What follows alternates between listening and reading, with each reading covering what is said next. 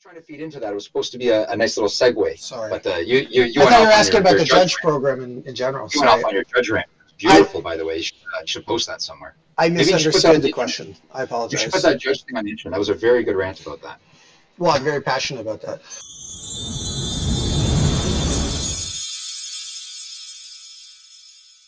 Haunted Castle Gaming had a judge program. Are we planning to have a judge program going forward at some point?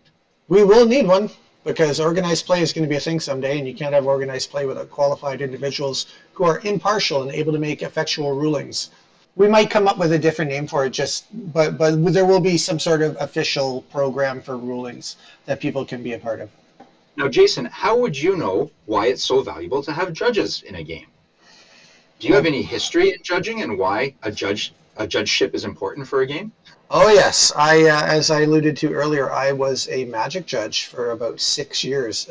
In fact, I was a level 2 Magic judge, which means I got the ability to travel all around North America to be a Magic judge at major events. So I've worked at Grand Prix or Magic Fest, depending what year it was when we're talking about, in awesome cities like Las Vegas. I've judged in Las Vegas 3 times, I think. I've worked in Orlando, Florida, Providence, Rhode Island, Milwaukee, Wisconsin, Montreal, Toronto.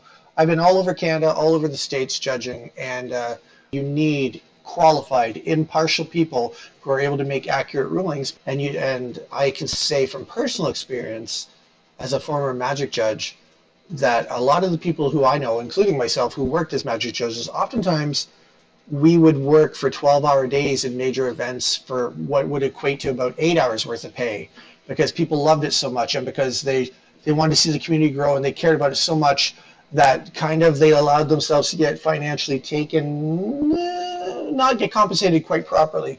And when we do eventually get a judge program or whatever we wind up calling it established in the future for organized play for Genesis, one of my primary goals is to make sure that we properly and fully compensate the people who dedicate their time and their energy to building the community. Because just like store owners are especially key people that you need to grow a gaming community worldwide, you need to appreciate the people who take the time and the effort and the energy to learn rule books that could be this thick.